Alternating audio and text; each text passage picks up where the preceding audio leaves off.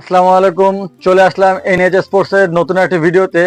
এবার আপনাদের কাছে নিয়ে আসলাম ফিল্ডারদের সবচেয়ে প্রয়োজন যে জিনিসটা, যারা ভালো ফিল্ডিং করেন তাদের জন্য ডাইনা হ্যান্ড স্লিপ দেখতে পারেন। ডাইনা হ্যান্ড স্লিপ সম্পূর্ণ অথেন্টিক অরিজিনাল।